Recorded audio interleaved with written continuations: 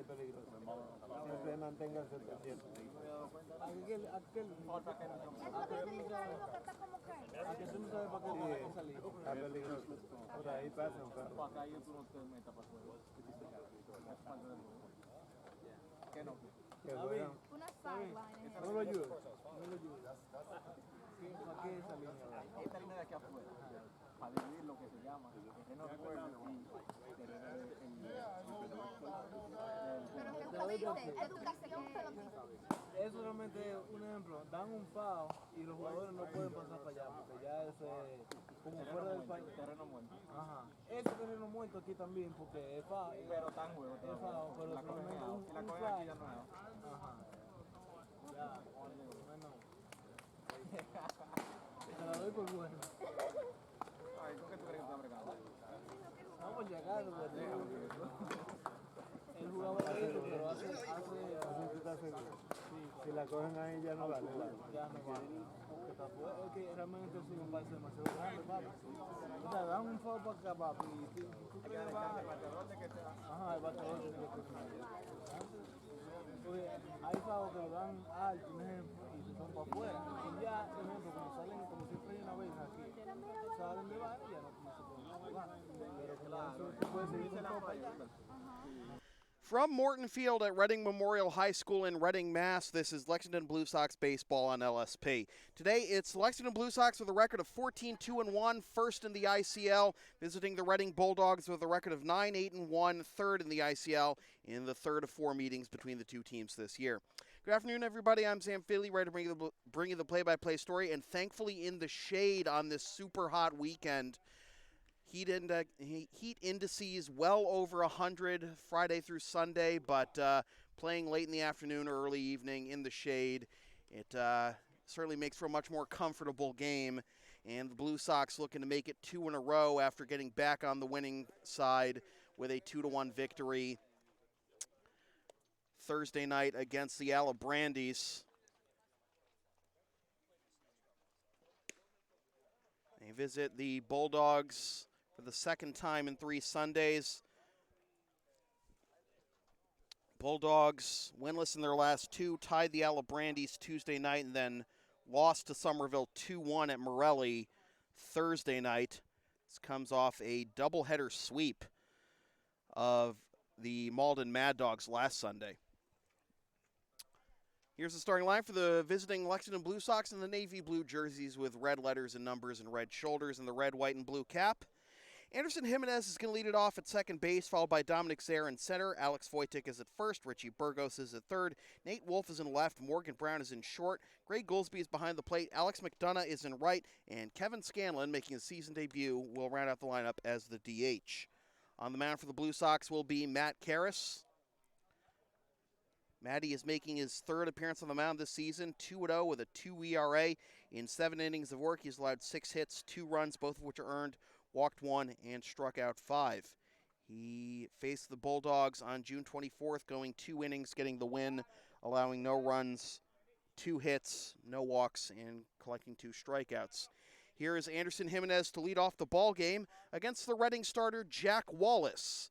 And the first pitch, with Wallace working exclusively from the stretch, hits him at 5:01, and the Blue Sox have a base runner on the first pitch of the ball game. And now we're going to have a little bit of a slowdown as Anderson makes sure he's not too banged up from that one, but getting hit on the very first pitch of the ball game. Kind of an auspicious start, but Blue Sox will take the base runner any way they can get him. Now here's Dominic Zaire. That is the second hit batter that Wallace has gone this year. Jimenez taken off on the first pitch, and he's safe. The pitch was a ball. It's a stolen base for Jimenez. And it is 1-0 with a hitter's count to Zaire. For Anderson, that's his third steal in 4 attempts.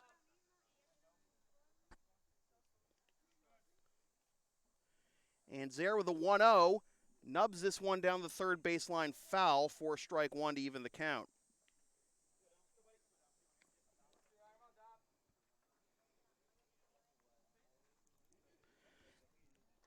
So first pitch, Jimenez gets plunked. Second pitch, he takes second.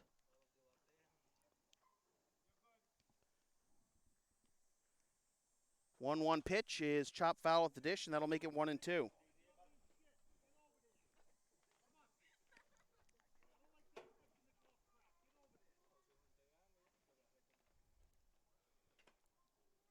Jimenez third on the team in stolen bases behind Aaron Barpos and Jeff Costello, who each have 4. 1-2 count to Zaire. And the pitch is foul tipped and hung on to by the catcher Di Benedetto for out number 1 on the strikeout.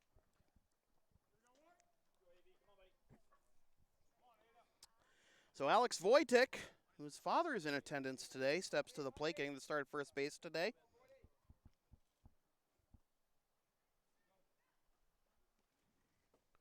And Wojtek got hit.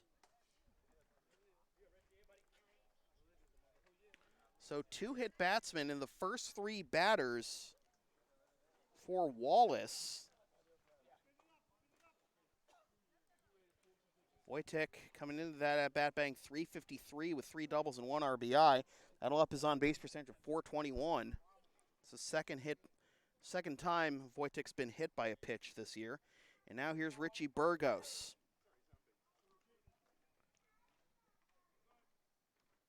Burgos not going with the ruby red batting gloves today. And he takes strike 1. Burgos entering play at .250 with 1 double and 2 RBIs. Runners at first and second, 1 out. And Burgos takes down and in ball 1. Wallace, the Bulldogs starter, 2-1 this year with a .295 ERA. In 19 innings, he's allowed 16 hits, 10 runs, 8 of which are earned, walked 6, and struck out 23. Burgos takes a strike at the knees, and it's 1-2. Wallace, in his first year with the Bulldogs, has not faced the Blue Sox this season. As that skips to the plate, no advance by the runners, and it's 2-2.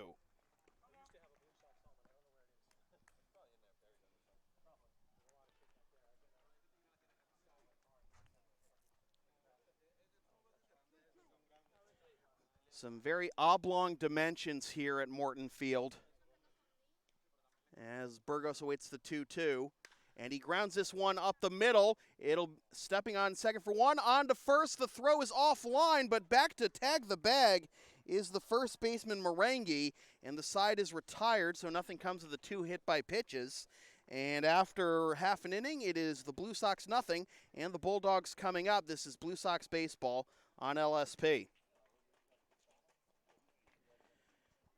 LSP is a proud member of the Avis affiliate program. Use the promo code on your screen or click the link in the video description for up to 30% off your next rental from Avis.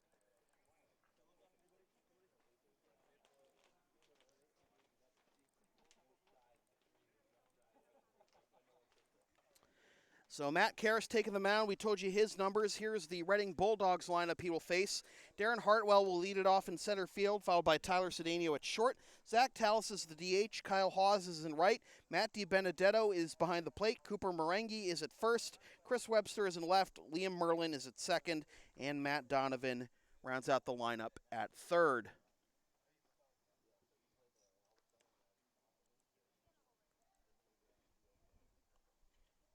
Funny story about Matt Karras I learned before the game on Thursday. I was talking to him about, could we put up placards for Pete and Dave Ahern's retired numbers? And who knows, maybe Dan Graham's number 9 at some point. And then Matty told me that he's actually been the only reason he wears number 45, one reason is, it's Pedro. Second reason is he's worn number 9 throughout his entire baseball career up until joining the Blue Sox. And when he joined the Blue Sox, of course, Dan Graham had number 9 on lock. So he took 45, both for Pedro, and because 4 + 5 = 9. And if Dan Graham officially retires, we'll see if they'll let Maddie snap up number 9. Right now, sticking with number 45, and here is Darren Hartwell to lead things off in the bottom of the first for the Bulldogs. Hartwell entering play at .339 with 1 double and 6 RBIs and 9 of 10 stolen base attempts. Hartwell has been with the Bulldogs since the club's inception and is a career .322 hitter with 19 doubles, 6 triples, 2 homers, and 60 RBIs, and 68 of 78 in stolen base attempts. As Karras just misses for ball 1. Hartwell's career high in stolen bases is 11. He's done that twice. As that misses as well, it's 2-0. He had 11 steals in each of 2015 and last year in 2018. And here with 10 games to go, including this one, he's already at 9. 2-1 the count as he fouls that one off. Hartwell didn't become a regular in the Bulldogs lineup until 2012, when he had a career high in batting average at .414. And Karras a little off here to start. It's 3-1.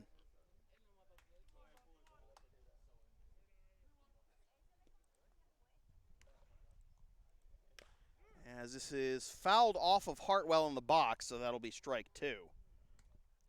This year against the Blue Sox, Hartwell is 2 of 7 with 2 strikeouts and 1 stolen base. He really liked facing the Mad Dogs. They've completed their schedule against the Mad Dogs, and Hartwell went 5 of 16 with 4 stolen bases. Payoff pitch, here it is. Low for ball 4, and Hartwell works a leadoff walk.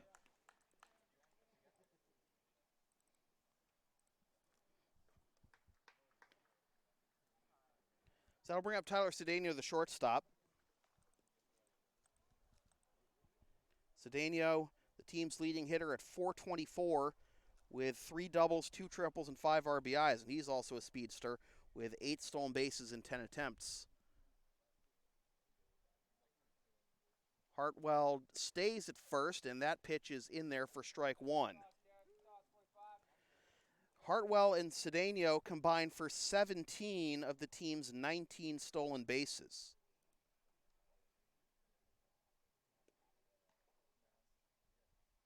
Throw back to first, and back safely is Hartwell.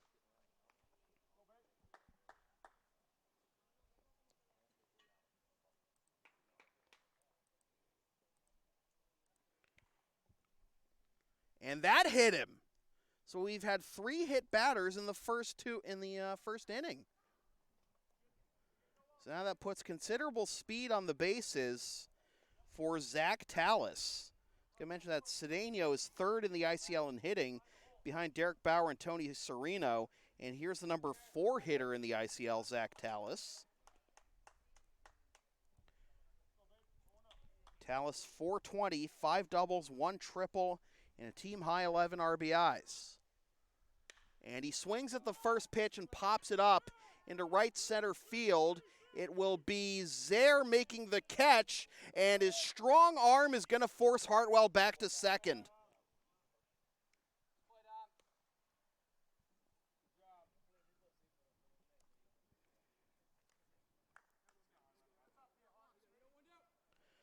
So good job by Zaire to prevent Hartwell from advancing to third. Keep it at first and second now with 1 out. And here's Kyle Hawes, the right fielder. Hawes playing in just his 9th game, but is batting .304 with 1 double, 1 homer, and 6 RBIs.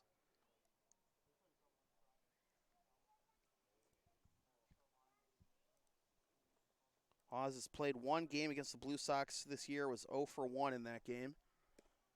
And that is at the knees for strike 1. Looks like a changeup there.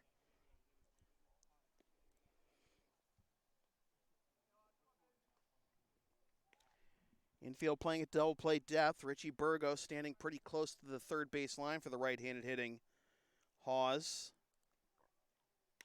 As he pops this one up into shallow right, and that will get down for a base hit. Hartwell will hold at third, but the bases are now loaded with 1 out.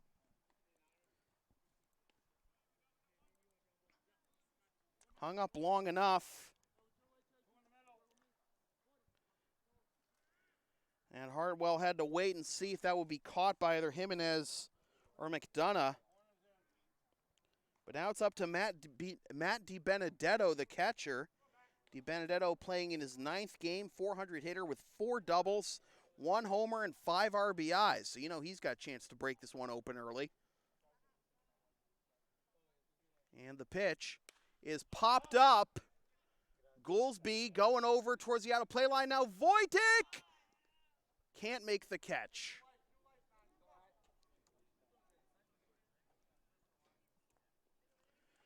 So a reprieve for DiBenedetto.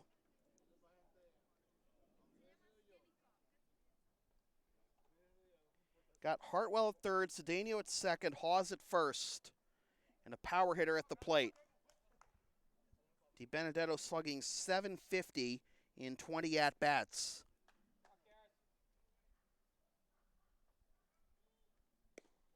Change up in there for strike 2. On deck is the first baseman, Cooper Marangi. Measure the oblong dimensions, 331 down the left field line, as that just missed for ball 1. 361 to left center. That's actually the deepest part of the ballpark. It's 349 to dead center, 359 to right center, and 340 down the right field line. In there for strike 3 called, a big strikeout for Matty K. And there are 2 down.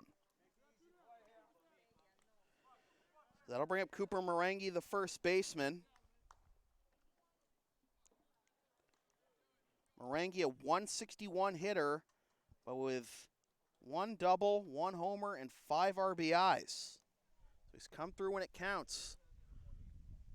And he takes low for ball 1. Goolsby loses sight of it a little bit, but finds it before the runners can take off. Didn't travel very far anyway, so no sense in Hartwell trying to make a break for home plate. Stayed right around home plate in the dirt there. 1-0 the count to the Bulldogs' first baseman, and the pitch is dribbled foul down the first base line to even the count at 1. Hartwell at third, Cedeno at second, Hawes at first. We've had 3 hit batsmen this inning, 2 by Jack Wallace, the Reading starter, and 1 by Karras. Karras has also issued a walk and let 1 hit get through. That was a bloop single to right. Fouled off. Marangi, I don't know, swinging for North Reading with that one. And it's 1-2.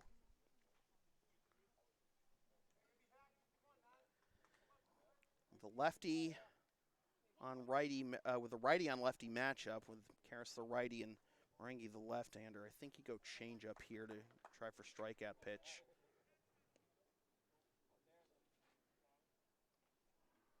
And he just got a piece of it.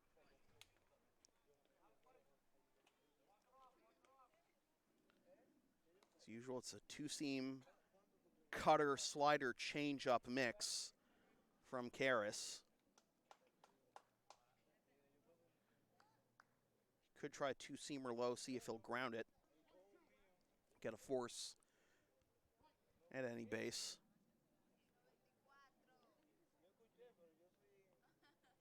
Karras taking a long time to peer in for the sign. Now he gets it. And the pitch. In there for strike 3 called. Frozen with the changeup. And the side is retired. 2 strikeouts in the inning. And the Bulldogs leave the bases loaded. After 1 complete, still no score. This is Blue Sox baseball on LSP. Want LSP to tape or broadcast your team's games? Rates start just $100 per game. Also ask LSP about streaming your next gaming tournament, wedding, concert, recital, school play, meeting, or other event. Visit localsportsproductions.com/services or email sam@localsportsproductions.com for more information.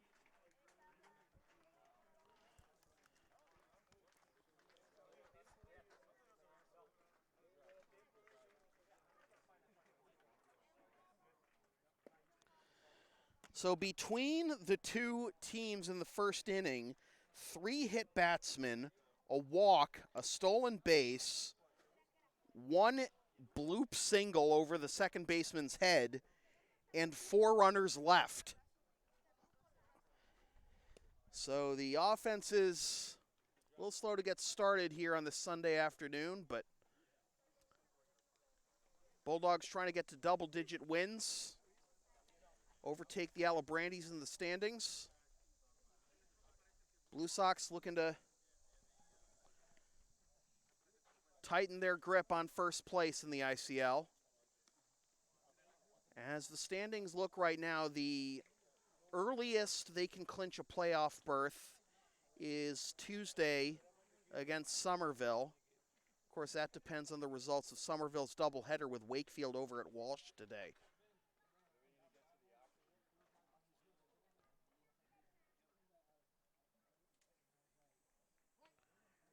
Nate Wolf will lead things off, to be followed by Morgan Brown and Gray Goolsby. And Wolf takes a fastball up and away for ball 1.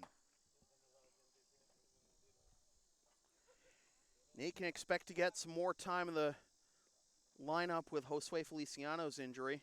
As this is grounded to third, it's fielded there by the third baseman Donovan, on to first, 1 down.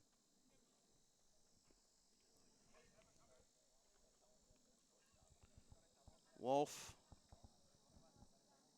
up to that point, was batting .250 in 20 at-bats with no extra base hits and 1 RBI.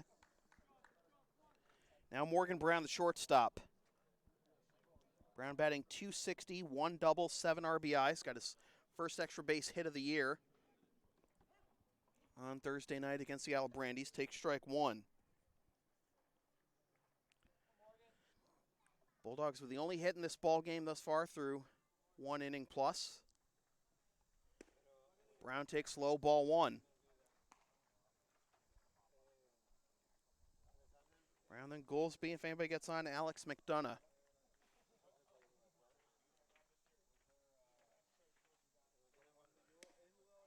And that caught the inside corner. Brown doesn't agree, but it's 1-2. Thought that jackknifed him a little bit. The old two-seamer there. Wallace comes set. And the 1-2.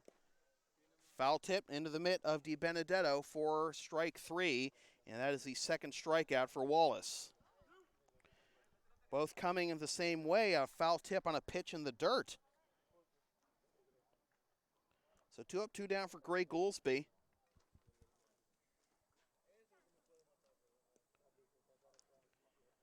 Goolsby playing in just his 3rd game. He's 0 for 3, but with a run scored and a walk.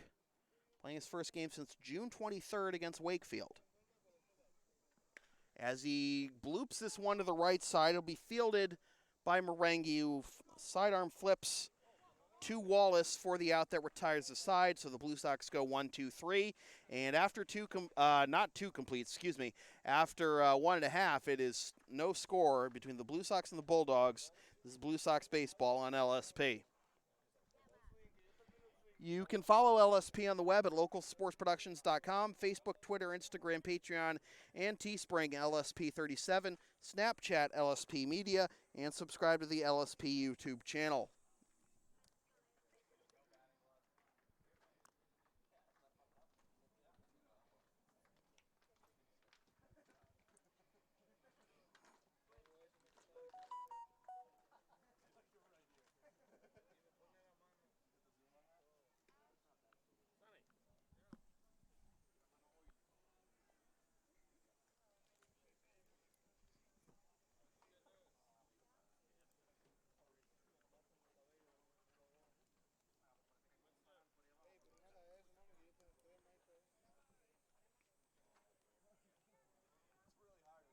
Mentioned Mr. Wojtek is in attendance today. Mrs. Wojtek, if you're watching, anything I should pass along to your husband or your son, just drop a line in the comments or tweet me as you usually do.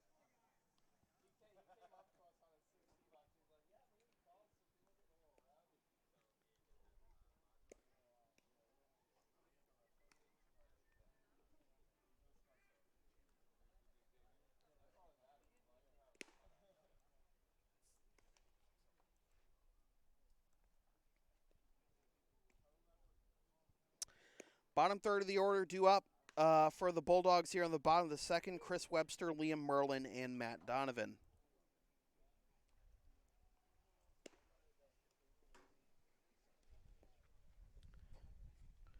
Chris Webster, the left fielder, leading things off in 41 at-bats, 17 games. He's batting .244 with 2 doubles and 9 RBIs, 7 walks, compared to 14 strikeouts. Webster this year against the Blue Sox, 1 for 6 with a double and an RBI. Karras working exclusively from the stretch. And the pitch is a fastball on the inside corner for strike 1.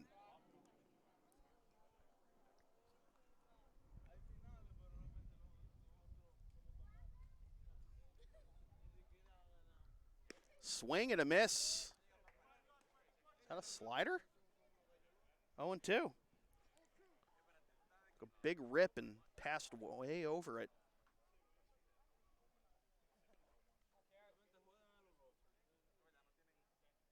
Swing and a miss. Good morning, good afternoon, and good night, Chris Webster. Third strikeout in a row for Karras, and there's one down to begin the bottom of the second. Here's Liam Merlin, the second baseman. Liam batting .345 with 1 double and 2 RBIs, but has walked just once compared to 11 strikeouts.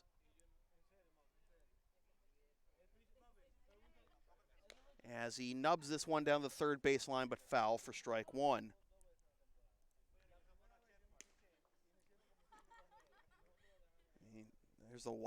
There is a lot of strikeouts on this Reading roster.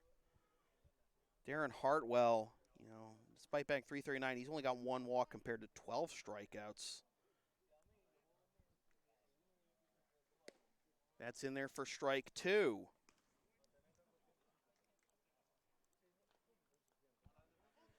The Bulldogs as a team have struck out the most times in the league at 144 through 18 games.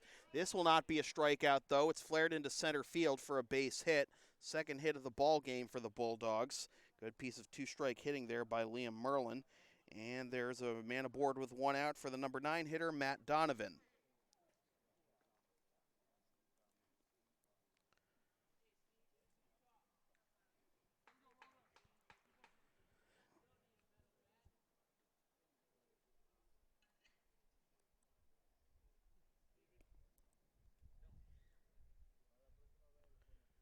Donovan swings at the first pitch, grounds it to second. It'll be a turn to second for 1. On to first will be held on to. As a strong slide by Merlin broke up the double play attempt on the turn for Brown. So it'll be runner at first, 2 down. Donovan, by the way, playing his 9th game, still hitless, now 0 for 12, but with 2 runs scored. So Merlin is retired 4-6. Lap turns over for Darren Hartwell, who walked his first time up. And he takes strike 1. So that was actually just the second walk that Hartwell has drawn this year. Had 1 coming in. That just misses for ball 1. Donovan has attempted 1 stolen base this year, and he was caught.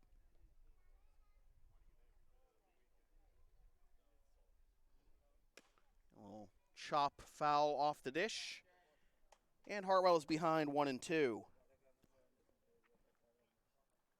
strikeouts, 2 hits and a walk, and a hit batsman thus far for Karras.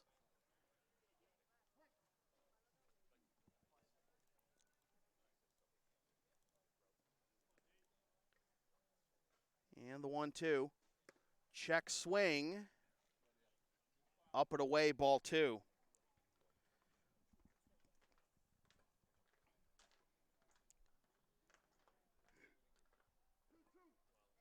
Shortstop Tyler Cedeno is on deck.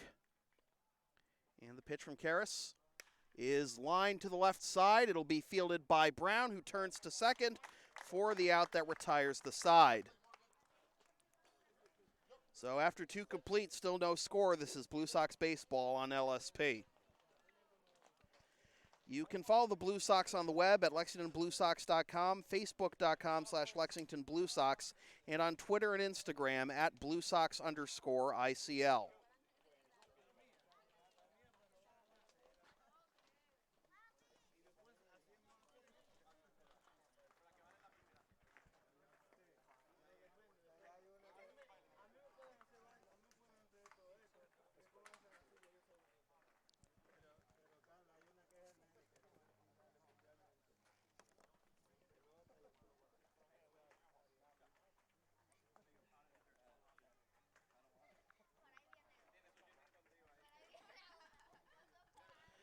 No runs, no hits, no errors, 1 left for the Blue Sox. No runs, 2 hits, no errors, 4 left for the Bulldogs.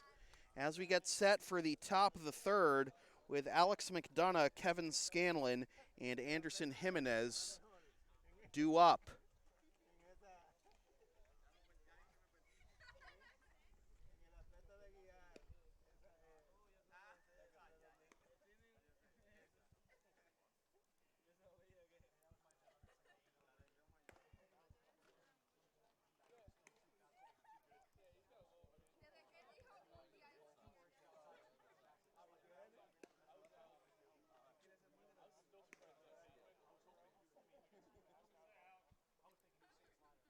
Alex McDonough lead things off. He's playing in his 3rd game, and it's his first start. He is 0 for 2 this year with 2 strikeouts.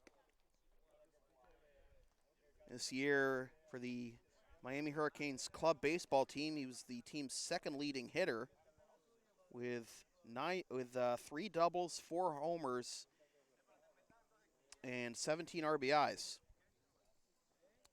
Had 308 with a 446 on a base percentage and a 596, 596 slugging percentage. OPS of 1042. And McDonough takes on the outside corner, strike 1.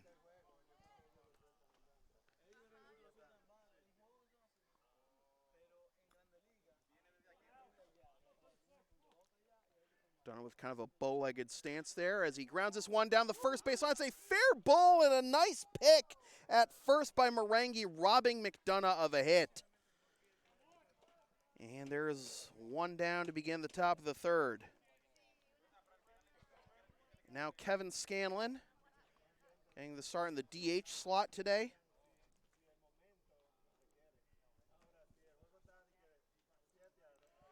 First game of 2019, and he takes strike 1 at the knees. Scanlon has not had an at-bat in his Blue Sox career.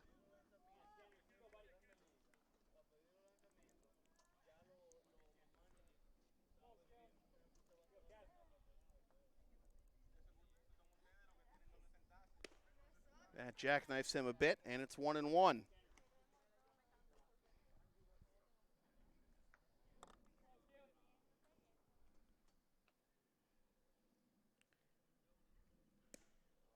Scanlon without the batting gloves takes ball 2.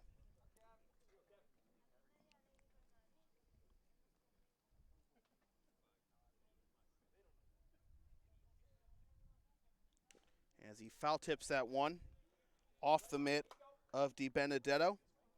2-2.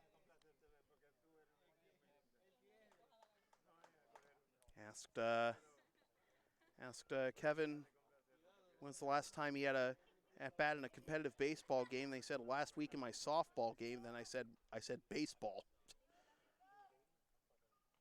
Check swing. They'll appeal, and he did not go. Strong hands by Scanlon, and the count runs full, 3-2.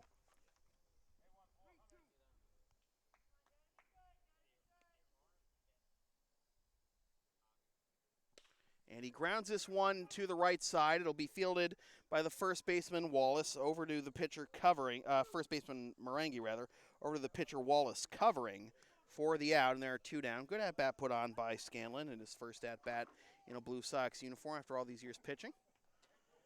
So the lineup turns over for Anderson Jimenez, who was hit by the first pitch of the game and stole a base. but ended up stranded on base after the inning ended on a double play. 2-hit batsman in the first inning, and a big swing and a miss. There's that off-speed pitch by Wallace that the bottom's just dropped out of and gotten some feeble swings from the Blue Sox thus far. As this is popped up into foul territory, and that'll get out of play, and Jimenez behind 0-2. Well, the Blue Sox were held hitless through the first 3 innings 2 weeks ago here at Morton before breaking out for the only 3 runs they'd need in the 4th. Sox would like to wake up the bats a little earlier than that, though. As that is popped up, Merengue going over towards foul territory, and he can't make the catch. So Jimenez stays alive. Can't tell if that had gotten to the out-of-play area anyways. At least from here. Looks about right to be out of play. So Wallace with another 0-2.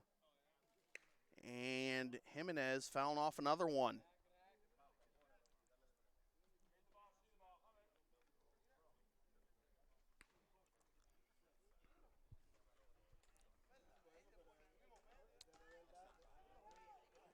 Six in a row retired.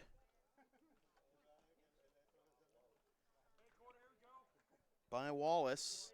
And now he misses ball 1 after he hit Wojtek to make it 1st and 2nd with 1 out in the 1st.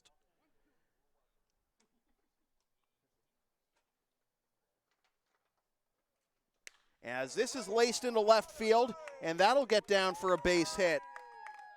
And the Blue Sox will not have to wait until the 4th inning for their first hit at Morton this time.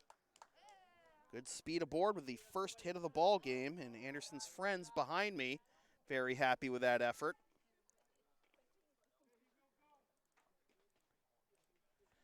So here's Dominic Zare. Struck out swinging his first time up in the 1st.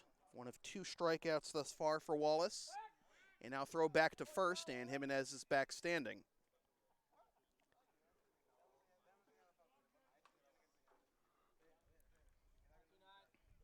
Zare entering play at .324 with 3 doubles at 8 RBIs.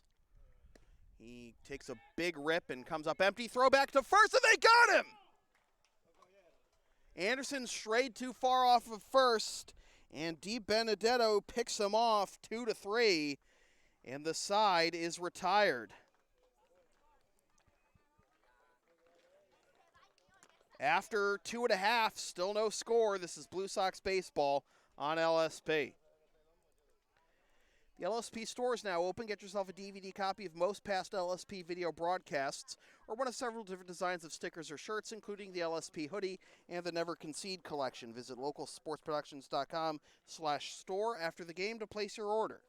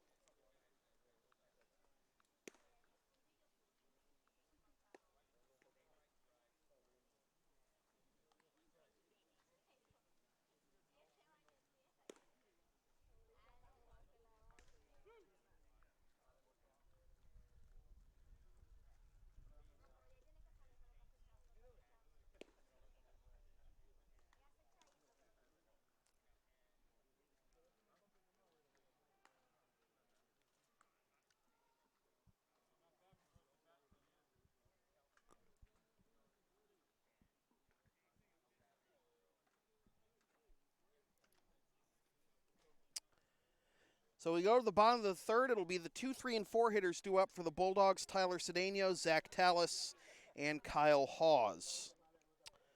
Blue Sox got their first hit, but Jimenez was picked off to end the inning. So the Blue Sox have to wait for their first run.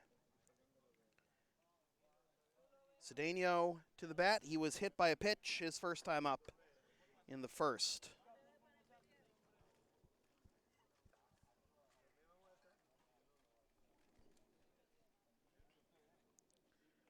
Waiting for a moment because home plate umpire needs some water, and I don't blame him.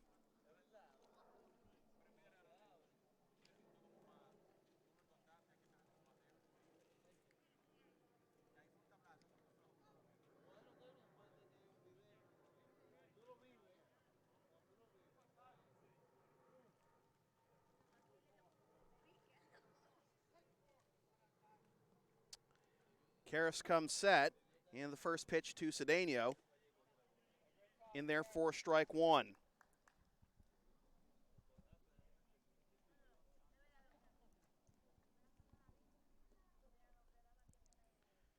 Cedeno takes a slider down and in for ball one.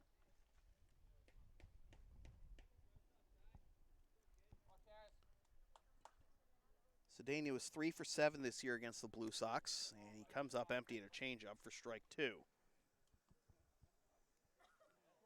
Team he's hit the best is the Malden Mad Dogs, at least in terms of good enough sample size, 462. It's 6 for 13. And a feeble swing and a miss. Boy, Karras really has that changeup going right now. Cedeno is set down. That is strikeout number 4 for Karras through 2 1/3. And there's one down for Zach Tallis. Tallis flew out to center his first time up in the first. And he will take strike one.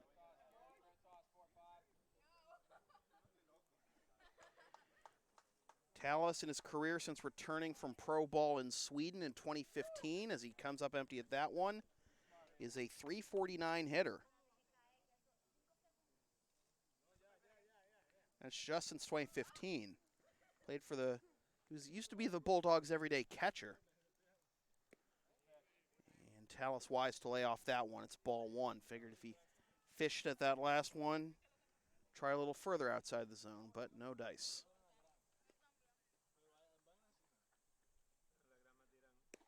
As that runs too far inside, 2-2.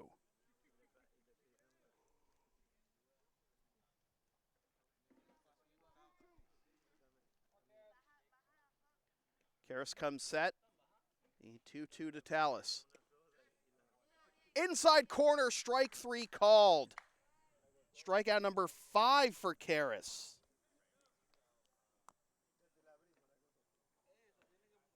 Two down, that brings up Kyle Hawes, who had the first Bulldogs hit that loaded the bases in the first.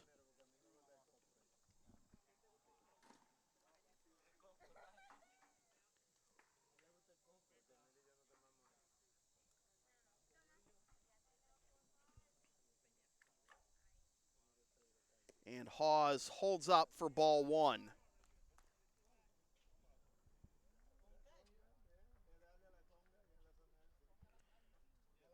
Five of the last 6 outs via strikeout for Karras, as that skips to the plate, and now Hawes ahead in the count, 2-0.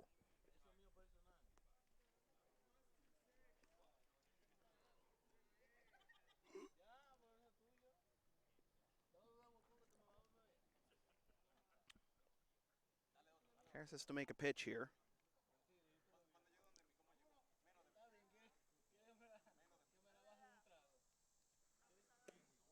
And that misses down and in, 3-0 with the two-seamer. On deck is the catcher, Matt DiBenedetto. Karras delivers the 3-0. Ball 4.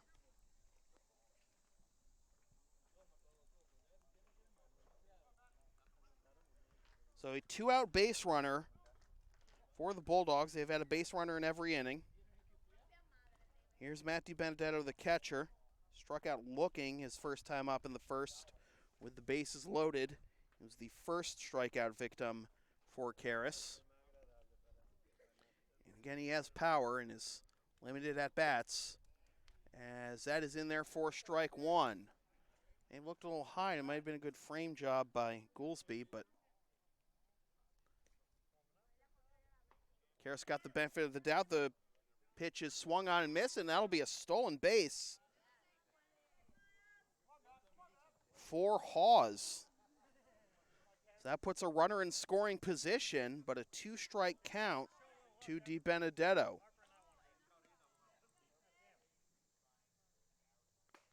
Swing and a miss, strike 3. 3 Ks in the inning for Matt Karras. He's got 6 in the game.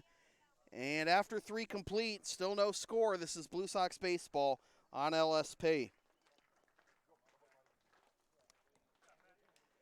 LSP's next broadcast is Tuesday night at 8:25 p.m. when the Blue Sox visit the Somerville Royals. Watch the game live at localsportsproductions.com/live, then stream the game the next day at localsportsproductions.com/on-demand or on the LSP YouTube channel, or buy a DVD of the game at the LSP store.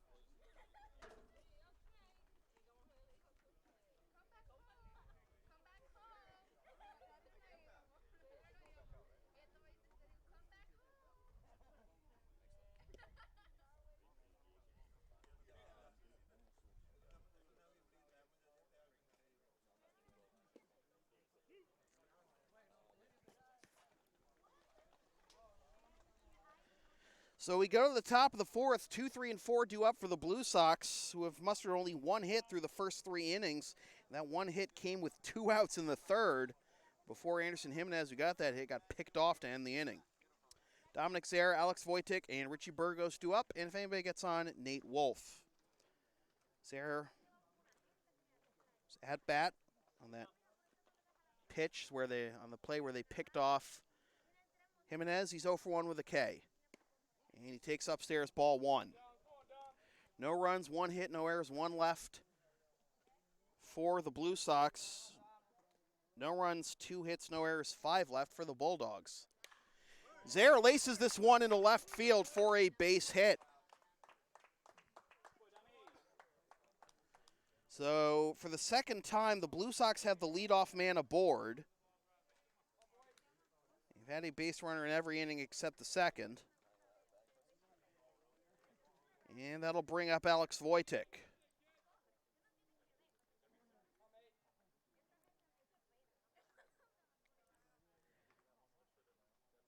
That's low for ball 1. Throw back to first, and they nearly got another one, but it's ball 1. Mrs. Wojcik, you haven't been listening to these broadcasts for years now. It's watching. Come on, give me some credit. I invest in this equipment for a reason. And jackknifes Alex a little bit, 2-0. I mean, you and the rest of the family met me a couple of years ago at that game at Maplewood, Mrs. Wojcik. So, as Alex grounds this one, oh, it's a diving catch by the shortstop, Cedeno. He'll fire back to first. The throw is offline, but Merengue steps on the bag. It is a 6-3 double play, and just like that, 2 down.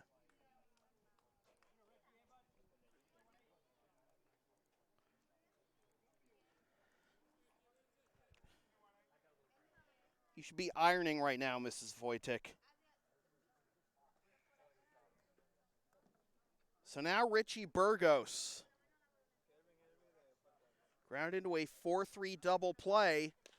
His first time up, and he grounds this one to short. Cedeno's got it. Strong throw to first, a little low, but handled by Merengue for the out that retires the side. And after 3.5, we're halfway home. Still no score. This is Blue Sox baseball on LSP.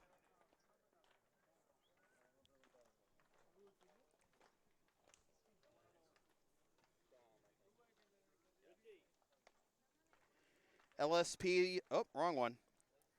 LSP is a proud member of the Avis affiliate program. Use the promo code on your screen or click the link in the video description for up to 30% off your next rental from Avis.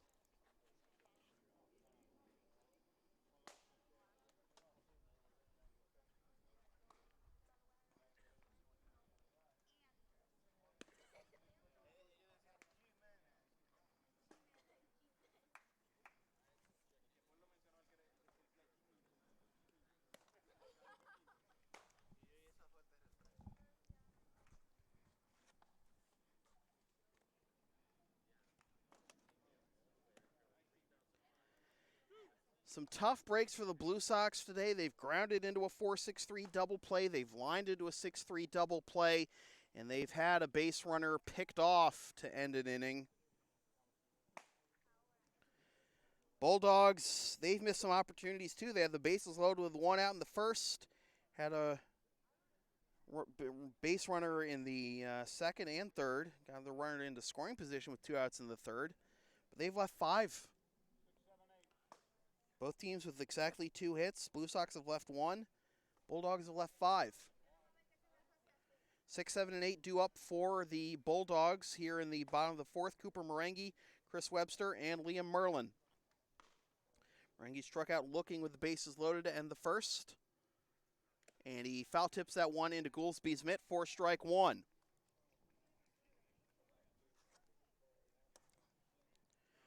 We start at 5:01. We are now at 5:49, halfway through the game. That is fouled straight back, and that'll make it 0-2.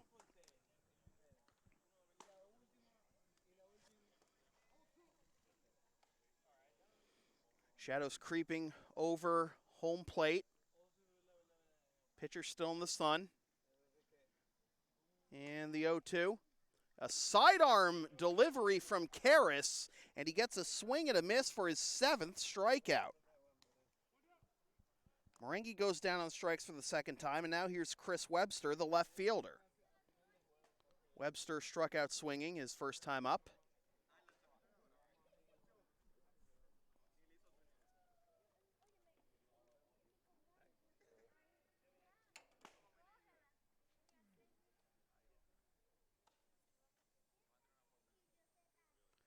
Karras goes overhand this time and delivers a fastball in there for strike 1.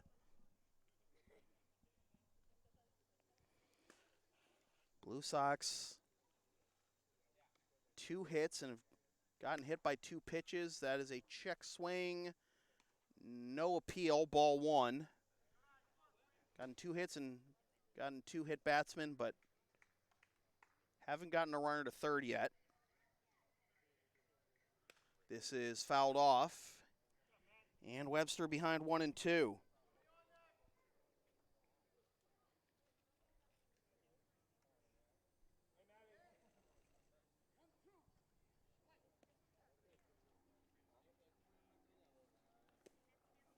Trying to get him to chase a low one there, 2-2.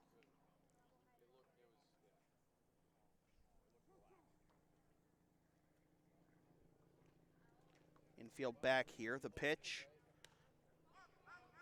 Fouled off and out of play. Liam Merlin on deck.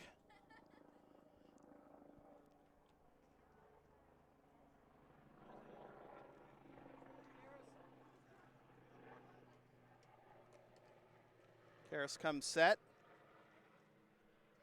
And that's popped up, foul and out of play again. So good battle here by Webster after falling behind 1-2. Taking a ball and then fouling off a couple of tough pitches. It's just me here, is the right fielder McDonough playing fairly shallow?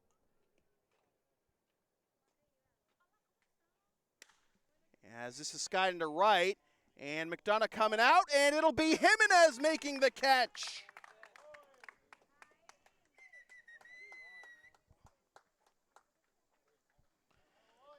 Now that was how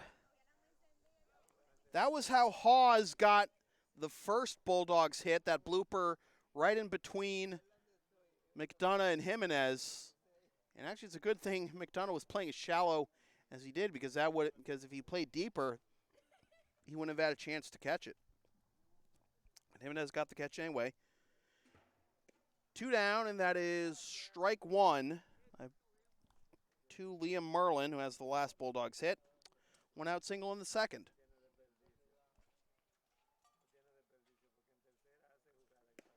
Ooh. Really jumped the gun there. And it's 0-2.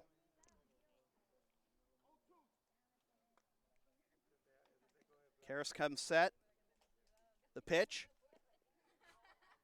Merlin flinched, but managed to hold up for ball 1.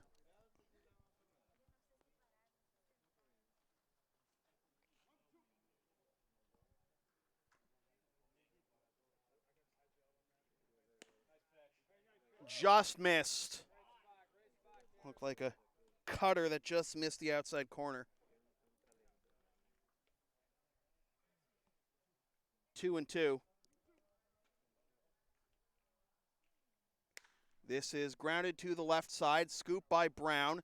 Throw on to first. Low throw, but Wojtik's got it. And the side is retired. 4 scoreless. No score through 4. This is Blue Sox baseball on LSP.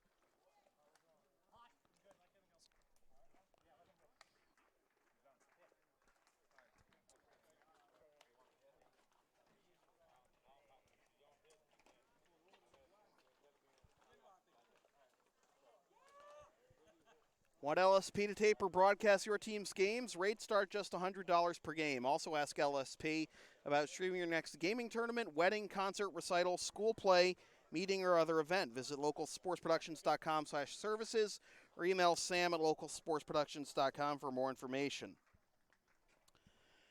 So here we are through 4 innings at Morton Field, and we've had a combined 4 hits, no runs. Blue Sox have left just 1 runner on base because they've had 3 runners taken off the bases. 2 double plays and a pickoff. You know, the Bulldogs had the best chance thus far with the bases loaded and 1 out in the first. But Matty got 2 strikeouts with the bases loaded to get out of that jam. And it looks like his day is done after 4 innings with 7 strikeouts, including 3 in the third, allowing just 2 hits and 1 walk and 1 hit batsman. Kevin Scanlon, who's in the DH slot, will likely assume the pitching duties.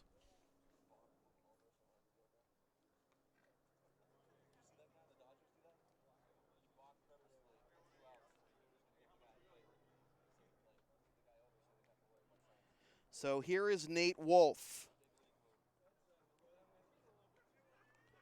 Wolf grounded out to third his first time up in the second. Be Wolf, Brown, and Goolsby due up. And a fastball is slung in there for strike 1 to Wolf. Jimenez and Zaire, the top 2 batters in the order, have the only hits thus far, as that misses for ball 1. Karras was not working at his usual brisk pace, but it was still a reasonable pace. Fair enough. Matty telling me it was too hot to work at the pace we're used to. You want to get on the mic for the rest of the game, Matty? Oh, yeah, you got to be pitching coach. I forgot. As Wolf, an inside-out swing to third. Fielded by Donovan and on to first. 1 down.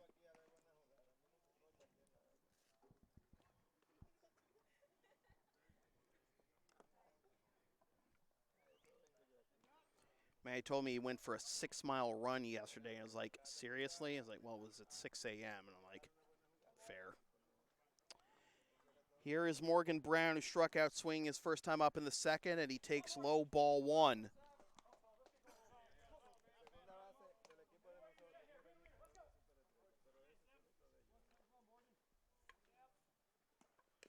Brown fouls that one off to even the count.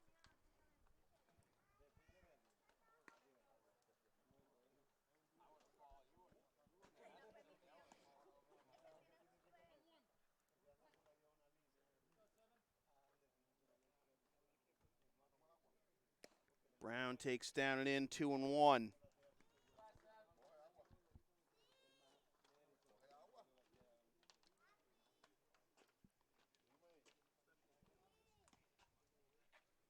He laces this one up the middle. That'll get a through for a base hit. I was about to say a diving stop by Merlin, but he could not catch up to it as it got into the outfield grass before he would even have a chance to throw out Brown. So Brown has his 7th hit in his last 5 games, and the Blue Sox have a 1-out base runner. And here is Gray Goolsby. Goolsby grounded out 3-1 to end the second. That skips away from the catcher DiBenedetto, and up to second on the wild pitch goes Brown. It is 1-0, and the Blue Sox, for only the second time today and the first time since 1 out in the first, have a runner in scoring position. So Goolsby with a chance to break the ice finally here in the 5th. And that hit him. The 3rd hit batsman of the game for Wallace. And now Alex McDonough, but first Len Ferrari's going to come out to the mound.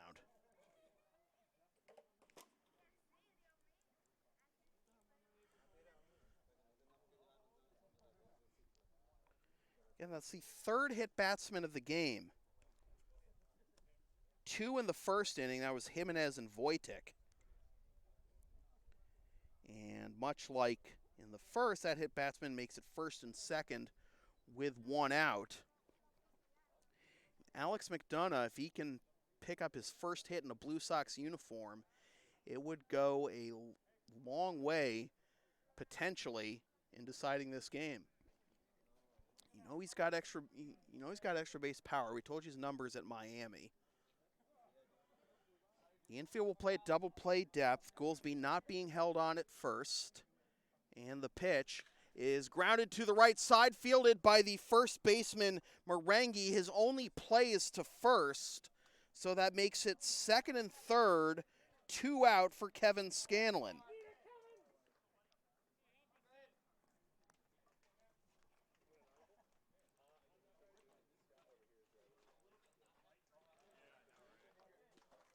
Scanlon put up a good at-bat, but ground out 3-1 his first time up in the 3rd. Chance to be the hero here with 2 runners in scoring position.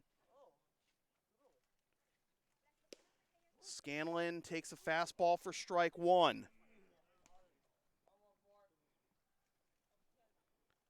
Scanlon due to pitch next inning.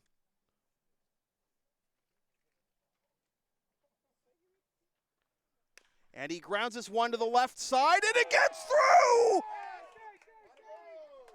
Goolsby holds it 3rd. In to score is Brown. It is 1-0. Scanlon picks up the RBI.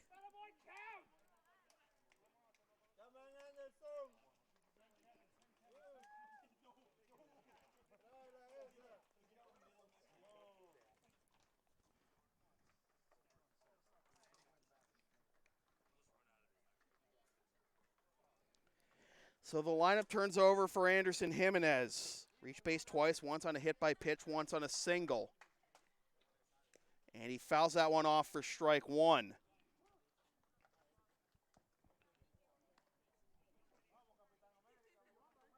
How about that? Kevin Scanlon, the pitcher serving as the DH, breaks the ice here in the top of the 5th with 2 out.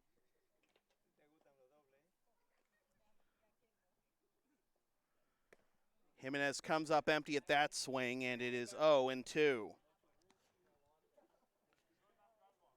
Jimenez would love another base hit here. That could make it a 2-0 game.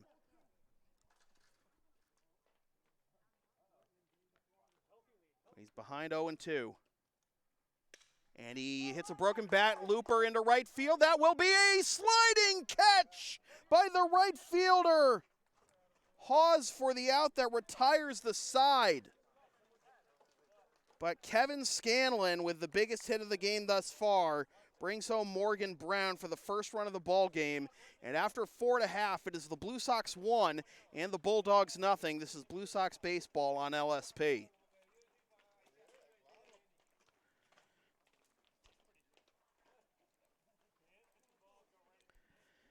You can follow LSP on the web at localsportsproductions.com, Facebook, Twitter, Instagram, Patreon, and Teespring, LSP37, Snapchat, LSP Media, and subscribe to the LSP YouTube channel.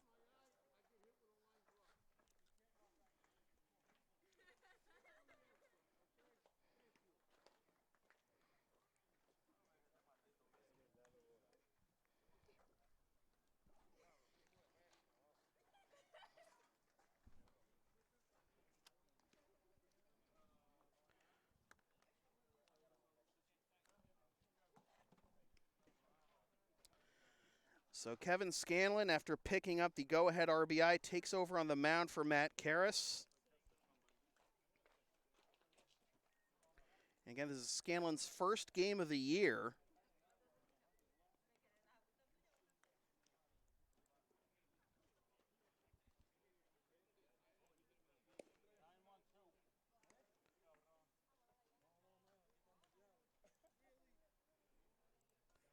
Last year, Scanlon pitched in 5 games, had no decisions and 1 save with a .263 ERA. In 8 innings, allowed 7 hits, 3 earned runs, walked 1, struck out 7, surrendered 1 home run, and uncorked 1 wild pitch. He faced the Bulldogs once last year and picked up a 2-inning save on July 29th, allowing 2 hits, no runs, no walks, and striking out 1.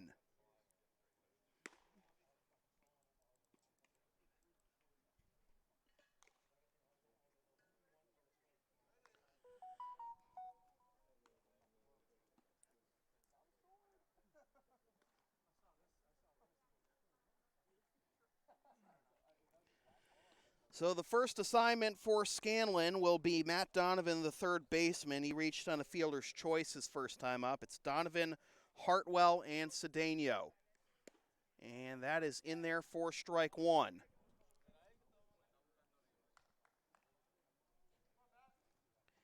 Matt Karras, 4 innings, 7 strikeouts. A feeble swing and a miss at a pitch upstairs, and it's 0-2 to Donovan.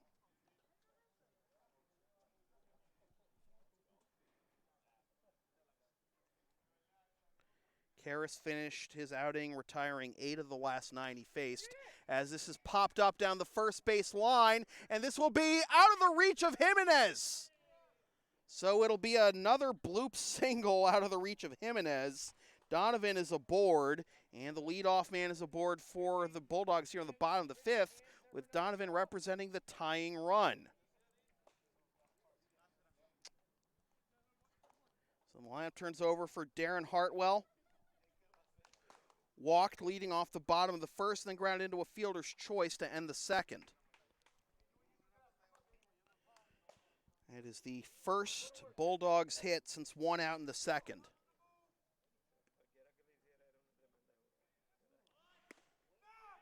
And pitch is high as Hartwell wanted to bunt. Goolsby hanging on to the throw. 1-0 the count. Hartwell does not square and foul tips it into the mitt of Goolsby for strike 1.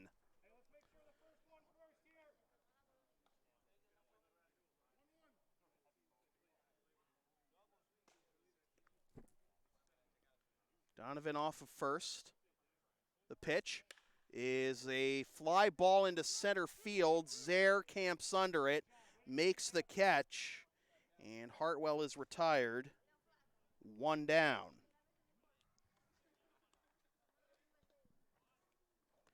Now Tyler Cedeno, who was hit by a pitch in the first and struck out swinging in the third.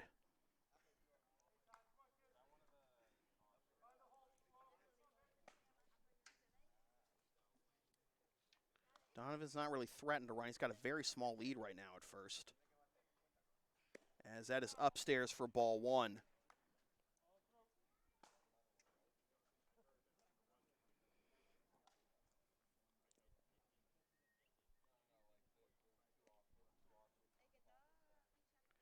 He's going to try and bunt for a base hit, and this will die for a fair ball, and Cedeno is aboard. Perfectly placed. I was just thinking, well, if Hartwell wasn't going to bunt, Cedeno probably wouldn't either, but he does it anyways. And now the tying run in scoring position, the go-ahead run at first for Zach Tallis, who's 0 for 2 with a fly out to center and a strikeout looking. Donovan getting a good lead at second, and the pitch is fouled off as Tallis was trying to give Reading the lead with one big swing right there.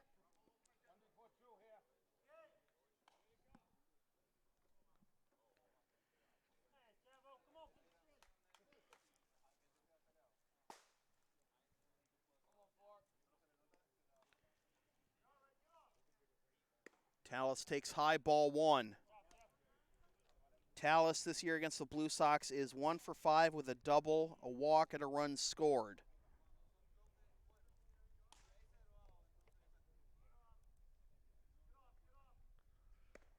That's taken high for ball 2, 2-1.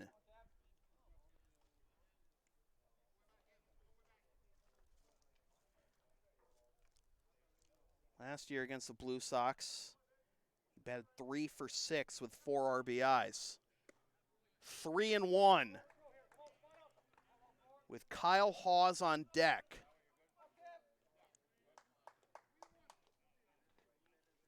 Try a change up here. Hope he rolls one over to get a double play ball. Well, he got a fastball and came up empty. Strike 2. Tying run at second. Go ahead, run at first. A 1-0 ball game. The man on the mound has given the Blue Sox the lead, and now he has walked the bases loaded.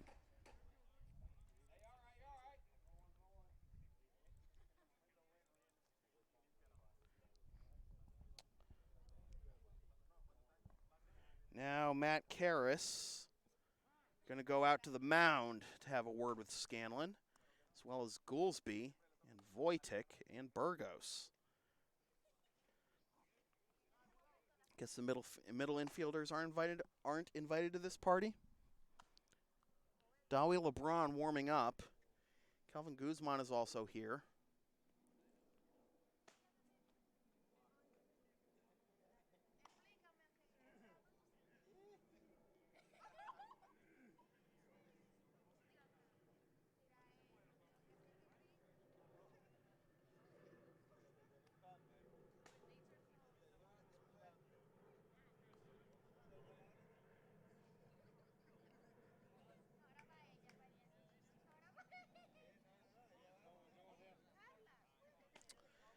So Kyle Hawes, 1 for 1 with a single, a walk, and a stolen base.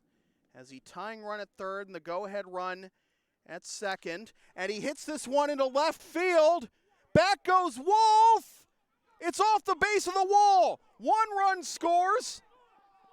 Here comes Cedeno. The throw to the plate is cut off, and the Bulldogs take the lead. That's probably the longest single you'll ever see as Wolf and Zaire tried to cut it down.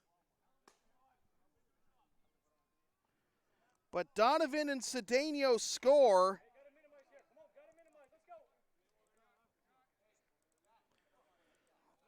Two to one, still only 1 out.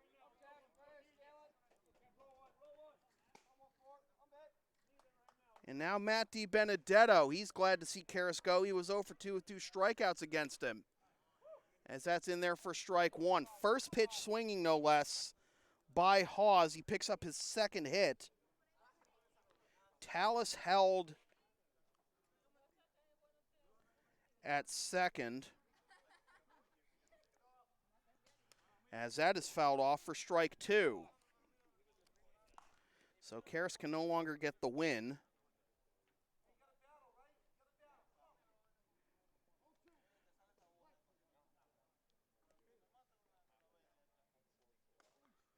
As this is lined down the left field line, but that is a foul ball.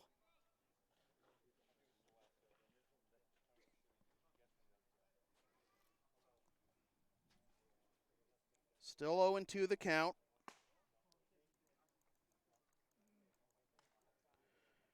For Hawes, that's his 7th and 8th RBIs. He's picked those up in just 9 games. Just missed for ball 1.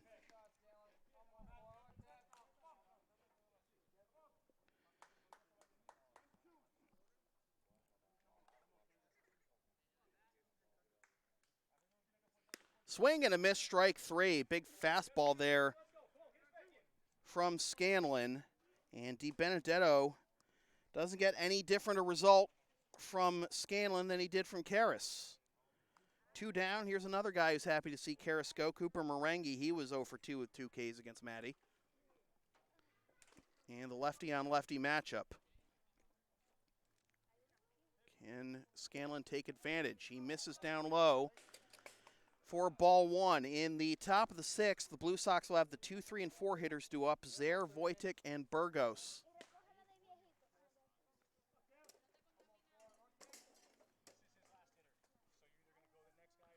As this is skied into left center field, and this is down off the wall again.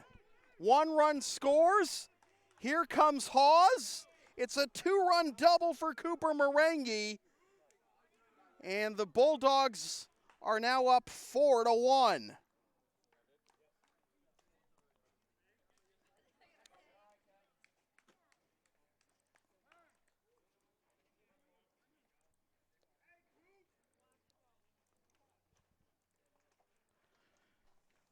So Kevin Scanlon gave the Blue Sox the lead, but the Bulldogs claim it with 4 runs off of Scanlon, 2/3 of an inning.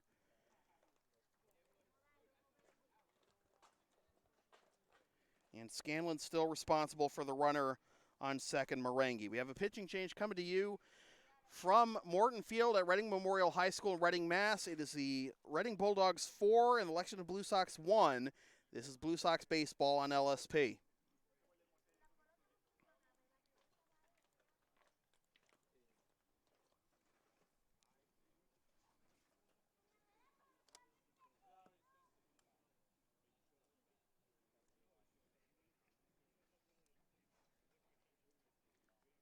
You can follow LSP on the web at localsportsproductions.com, Facebook, Twitter, Instagram, Patreon, and Teespring, LSP37, Snapchat, LSP Media, and subscribe to the LSP YouTube channel.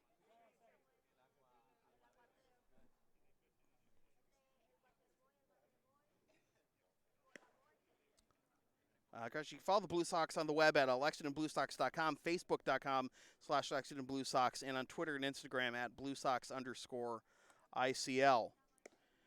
So the new pitcher for the Blue Sox will be Dowie LeBron. Dowie's making his 3rd appearance of the season. No decisions and a 1.75 ERA. In 4 innings, he's allowed 2 hits, 2 runs, one of which is earned, walked 2, and struck out 2. Last pitched 5 nights ago against Melrose, going 3 innings, allowing 2 hits, 1 earned run, walked 1, and struck out 2.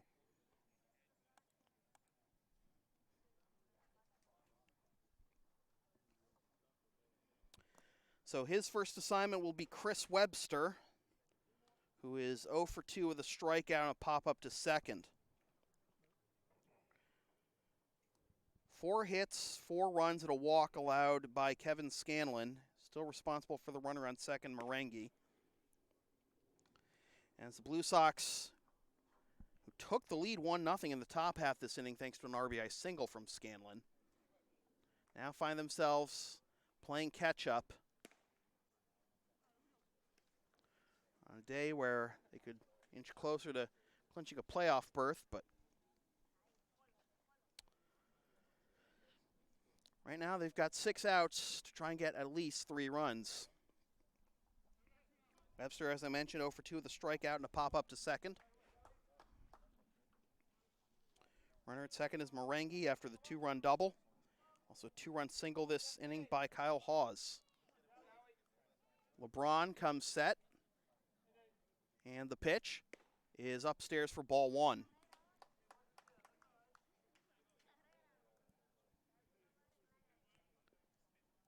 Third meeting of the season between these two teams, and Reading trying to take their first win against the Blue Sox this year. As that is down and away, 2-0.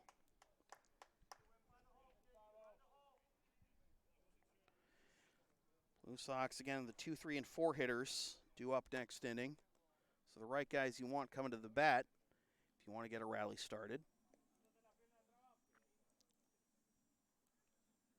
The 2-0, that's way high for ball 3. With Liam Merlin, the ninth, who would be the 9th man to bat in the inning, due up next.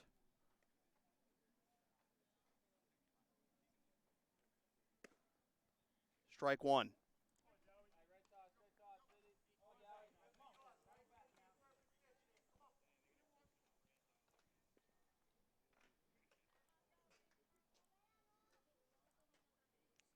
Braun, a product of Dan Graham's Lowell High baseball team. Like Anderson, Jimenez gets Webster to foul this one off to fill the count at 3-2.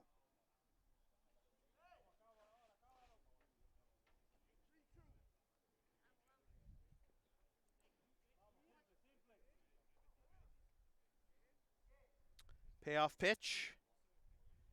Here it is. Swing and a miss, strike 3 at a high fastball. Came back from down 3-0 to strike out Webster, but the damage has been done. The Bulldogs strike for 4 runs on 4 hits and leave a man at second. After 5 complete, 4-1 Bulldogs. This is Blue Sox baseball on LSP. The LSP store is now open. Get yourself a DVD copy of most past LSP video broadcasts or one of several different designs of stickers or shirts, including the LSP hoodie and the Never Concede Collection. Visit localsportsproductions.com/store after the game to place your order.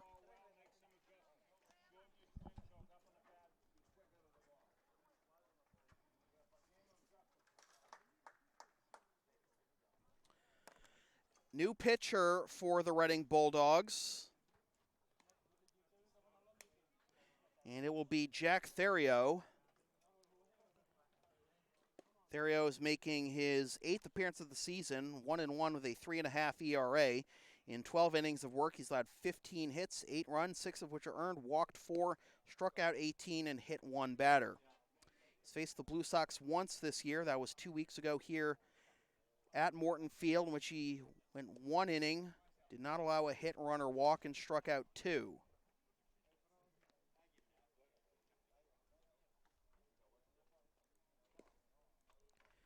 Theriot, in his 3rd season with the Bulldogs, has a career ERA of 3.29 and a career record of 8-6 with 1 save. Career highs in wins and innings pitched and strikeouts. His first year with the Bulldogs in 2017. His whip has decreased every year he's been in the league, and his strikeouts per innings pitched have increased every year.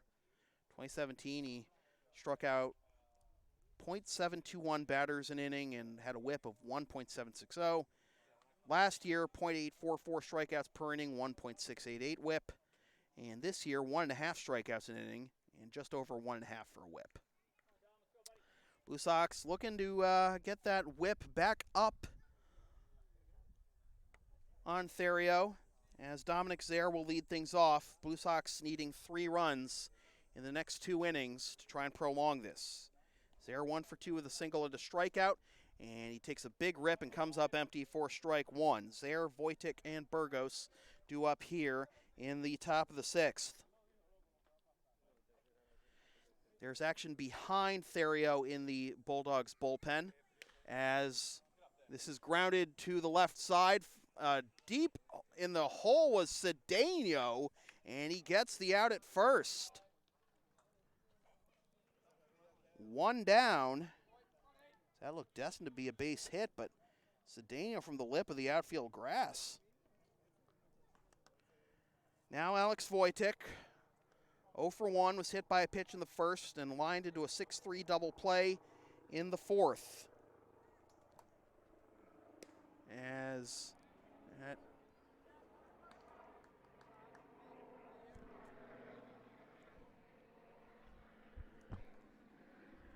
got a rather loud helicopter flying overhead. Strike swinging for Wojtek.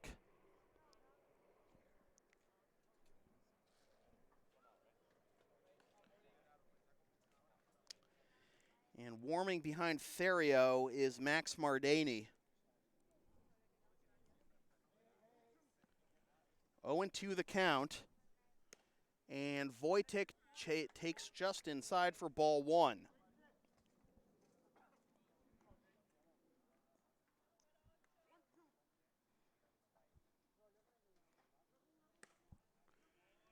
Big cut and a miss by Wojtek.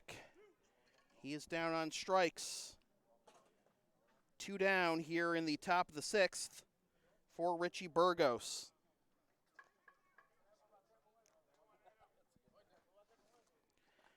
Burgos grounded into a 4-3 double play in the first and grounded out to short in the fourth.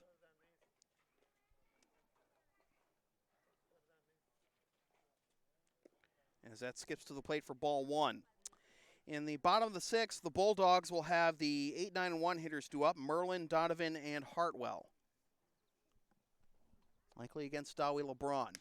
As Burgos grounds this one to the left side, another tough play, but this one gets past Cedeno for a base hit.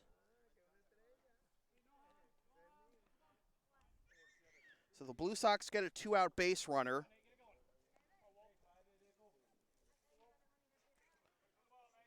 And now Nate Wolf. Wolf is grounded out to third twice. Looking to change his fortunes here. As Burgos gets on board for the first time. And Wolf pops this one up foul and out of play to the left for strike 1.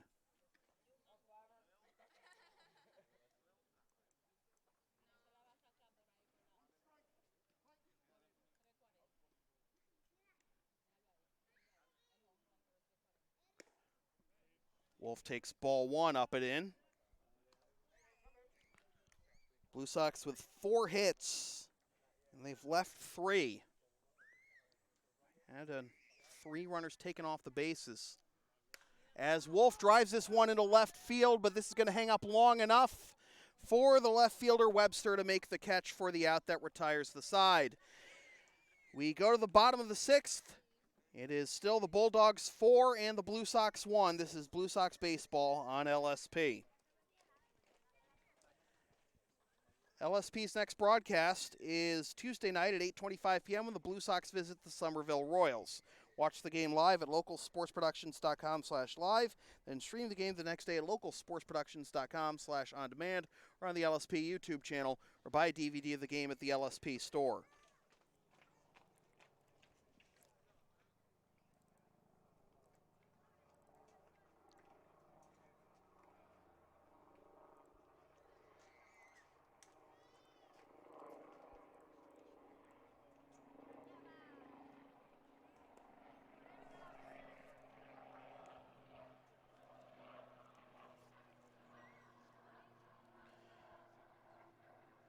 Four runs, 6 hits, no errors, and 6 left for the Bulldogs. 1 run, 4 hits, no errors, and 4 left for the Blue Sox as we go to the bottom of the 6th.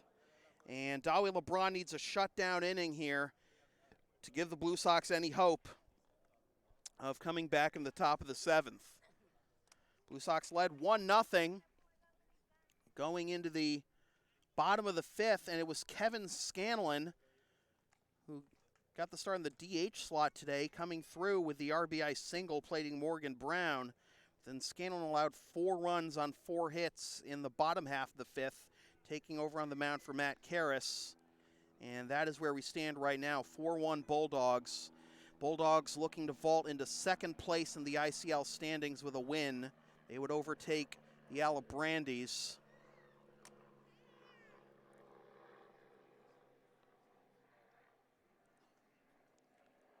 See if we can get an update on the Somerville-Wakefield doubleheader. Well, those were splitsies. Somerville won the first one, as this is lined into left center field for a base hit, as Liam Merlin is aboard for the second time with his second hit. Somerville took the first one 4-3, and then Wakefield took the second one 3-1. That was a home and home doubleheader at Walsh. Both games the visiting team winning, with Somerville being the visiting team in the first game and Wakefield being the visiting team in the second game. So here's Matt Donovan. He's going to square, and he gets it down in front of the mound, and this will be a fair ball, and the throw on to first makes it a successful sacrifice as Merlin is up to second. The sack goes 2-3. Donovan is retired, and the lineup turns over for Darren Hartwell. Hartwell 0 for 2 with a walk, a fielder's choice, and a fly out to center.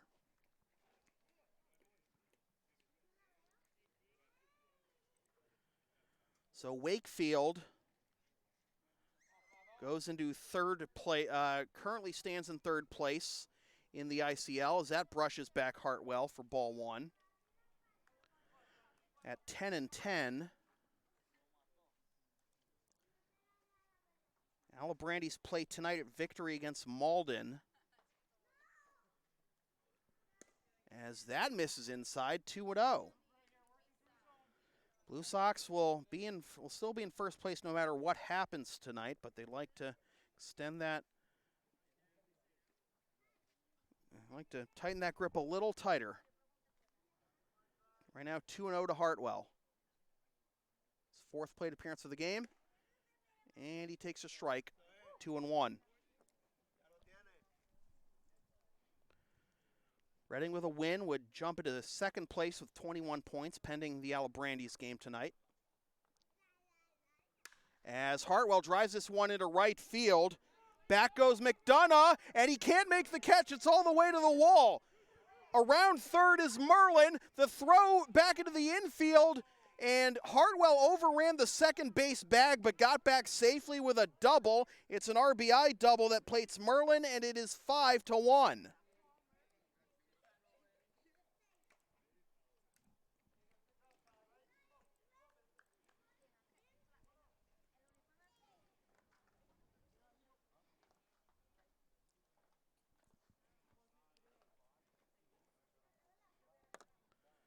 So now Tyler Cedeno. He's been on base twice today, once with a hit by pitch and once with a single.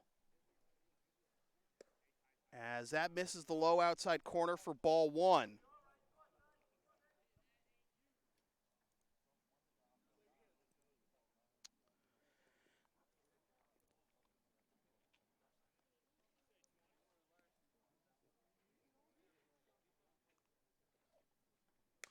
And this is a grounder down the third base line, but foul for strike one to Cedeno.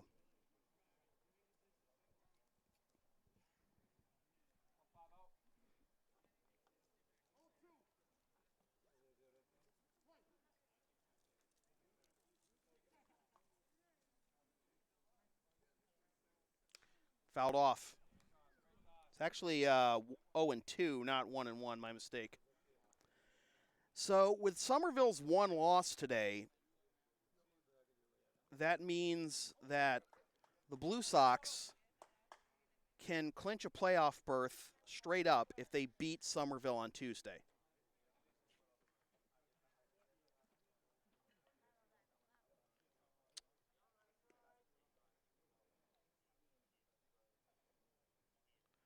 This is lined into left field and down for a base hit. Hartwell's being waved around third. It's bobbled in left field. Hartwell scores it. It is 6-1.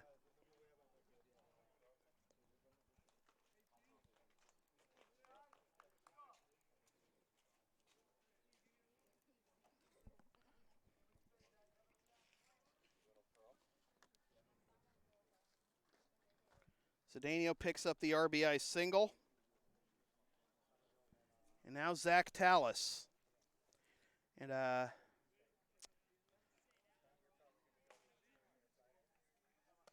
throw back to first. Cedeno back safely.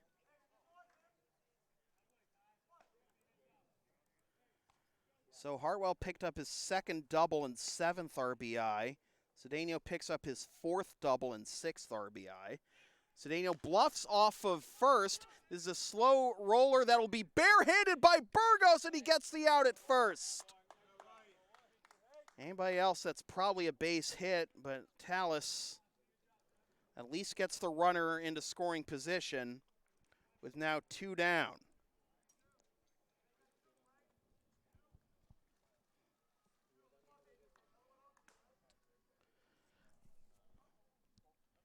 Now the cleanup hitter, Kyle Hawes, who has the go-ahead RBI in this game. His 2-run double in the 5th gave the Bulldogs the lead. He's been on base all 3 times today and even has a stolen base. That runs up and in over his head a little bit for ball 1. In the top of the 7th, the Blue Sox will have the 6, 7, and 8 hitters due up: Brown, Goolsby, and McDonough.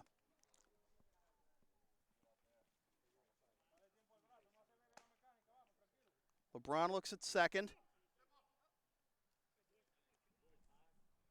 and steps off before he can be accused of a balk. And I misspoke, it was a Hawes 2-run single, not 2-run double. It was certainly hit deep enough to be a double, as that's fouled off for strike 1, but Wolf and Zaire were in pursuit, and the runners had to make sure they wouldn't catch it. And by the time they did, 2 runners came home, but Tallis was frozen at second, so Hawes had to settle for a single. Of course, he then came around on Merengue's 2-run double later in the inning.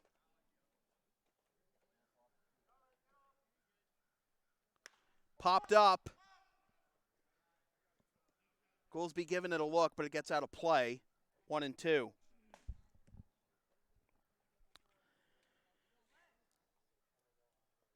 Unless the Blue Sox can come back, this would be the largest margin of defeat for the Blue Sox this year.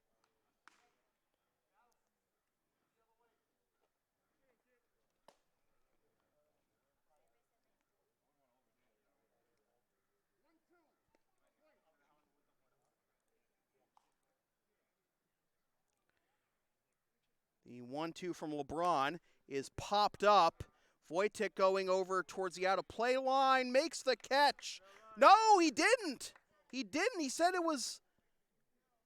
he caught it in play, but umpire didn't buy it, so it's a redo.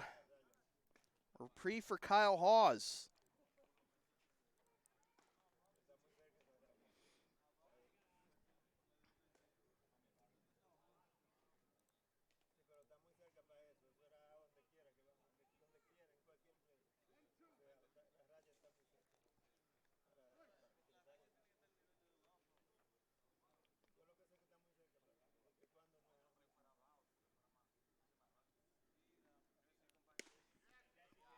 Strike 3 swinging, and the side is retired, but 2 more runs come across on 3 hits, and the Bulldogs leave 1. We go to the top of the 7th. The Blue Sox need 5 to tie. This is Blue Sox baseball on LSP. LSP is a proud member of the Avis affiliate program. Use the promo code on your screen or click the link in the video description for up to 30% off your next rental from Avis.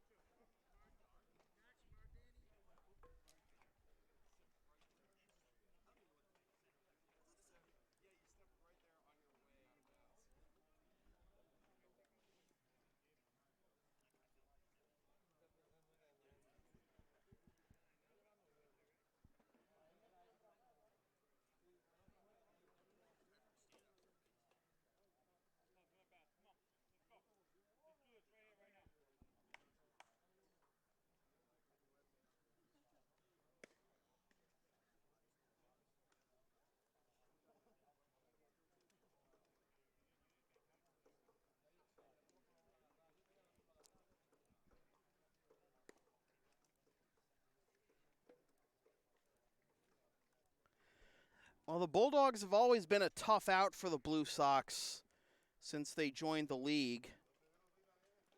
In fact, last year, the Blue Sox' largest loss of the season came against the Bulldogs on opening night, 9-1.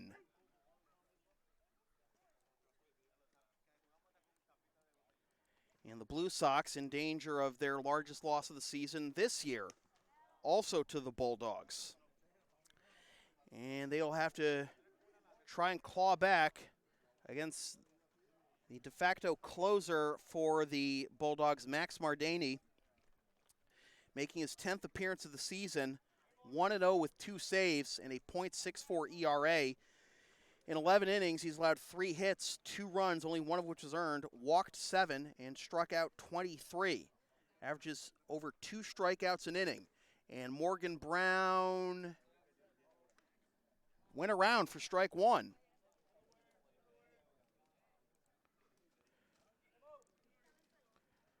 Mardani, this is his first appearance of the year against the Blue Sox. He's been with the Bulldogs since 2015. As that brushes Brown back a little bit, 1-1.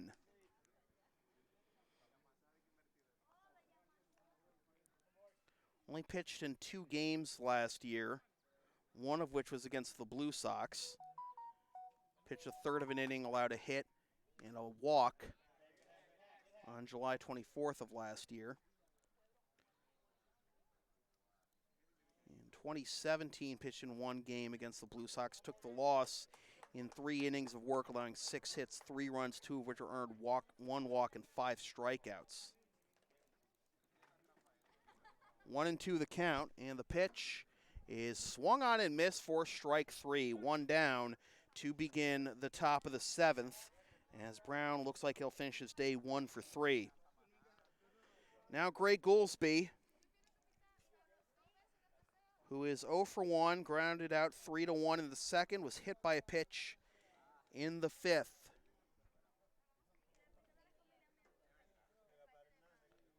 Mardani comes set with the open stance, if you will, for a pitcher. It's sort of like the set that Francisco Rodriguez came to in his career. Of course, the motion not nearly as violent as K-Rod's. 0-1 the count. I guess modern day comparison would be Marco Estrada or German Marquez, as that's down and in for ball 1. He's got his front leg way open to his left, to the first base side, as that misses for ball 2.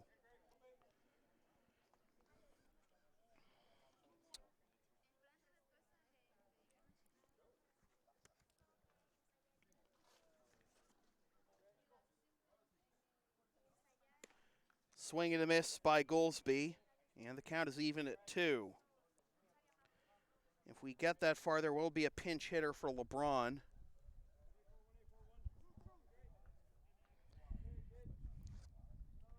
It's been Wallace, Therio, and now Mardani for Reading, full count. It's been Karras, Scanlon, and LeBron for Lexington. Scanlon currently on the hook for the loss, and Wallace in line for the win. Down away, ball 4. Goolsby works his way aboard for the second time. No hits, but 2 out of 3 will certainly pad the on-base percentage. And now Alex McDonough, who had a base hit taken away on a fine defensive play by Merengue. 0 for 2 with 2 groundouts to Merengue, in fact. Looking to get on base for the first time in his Blue Sox career. This is first start in a Blue Sox uniform. And that runs inside, and taking off for second is Goolsby on the wild pitch. Sounded like it hit McDonough, but he didn't react as such. So a runner in scoring position for the Blue Sox with 1 out. And McDonough a chance to trim this lead.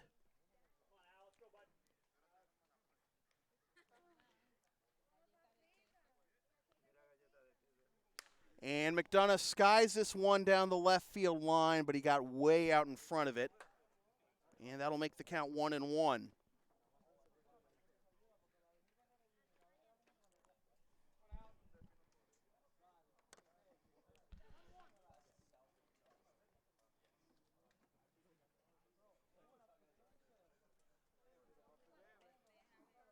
Mardani comes set. Runs up and in, 2-1.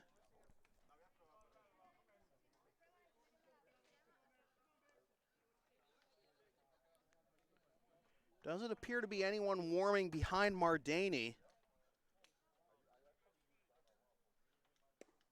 That's in there for strike 2, 2-2.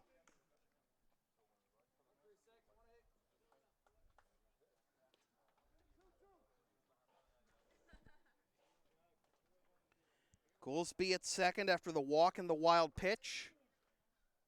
And the 2-2 is popped into left field. In comes Webster. He makes the catch. Holding at second is Goolsby.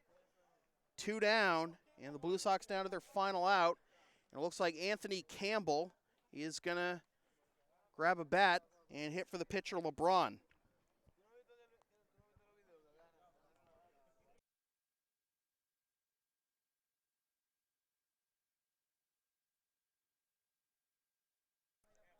Yep.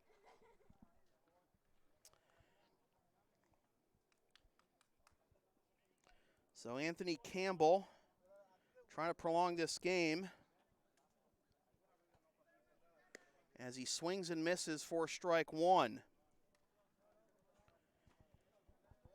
Campbell is 0 for 2 this year with 2 strikeouts. This is his 4th game played.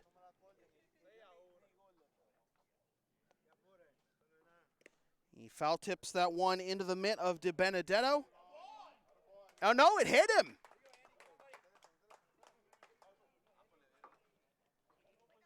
Or did they rule catcher's interference? Catcher's interference? Yeah, it must have. So catcher's interference puts Campbell at first. So the inning's still alive. And now Anderson Jimenez, who's 1 for 3.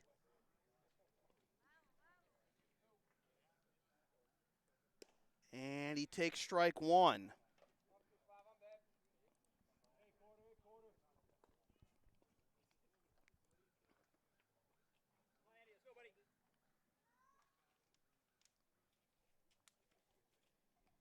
So you got Goolsby at second, Campbell at first, and that skips away from DiBenedetto, and up to second and third go Campbell and Goolsby on a 1-1 count.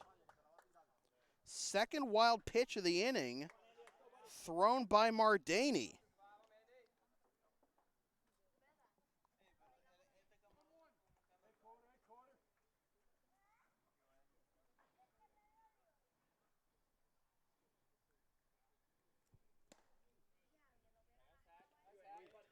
Strike 2, and now Blue Sox down to their final strike.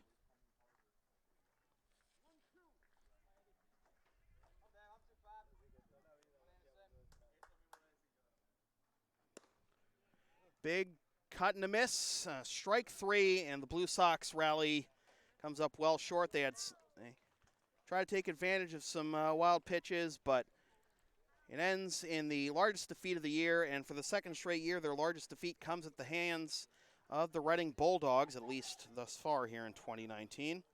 So in a game that took 1 hour and 46 minutes, the winning pitcher is Jack Wallace. Wallace is now 3-1. The losing pitcher is Kevin Scanlon. He's 0-1. No save. The final totals for the Reading Bulldogs, who improved to 10-8-1 and jump into second place in the ICL. 6 runs, 9 hits, no errors, and 7 left. And for the Lexington Blue Sox, who fall to 14-3-1, 2 losses in their last 3 games, but still hanging on to first place in the ICL. 1 run, 4 hits, no errors, and 6 left. Our player of the game is Kyle Hawes, 2 for 2 with 2 singles, a run scored, and the game-winning RBI as part of his 2-run single in the bottom of the 5th. Well, the Blue Sox didn't have everyone on hand, but they tout their depth, and it's one of the reasons they're able to stay competitive in games. But this was just not their day. They've got Monday off, then they can try and clinch a playoff berth Tuesday night over at Trum against Somerville. So with that said, this has been a presentation of the Lexington Blue Sox in association with Local Sports Productions, serving Greater Boston student-athletes since 2011. Copyright 2019, unauthorized redistribution of any portion of this broadcast without the express written permission of the Lexington Blue Sox or Local Sports Productions is strictly prohibited.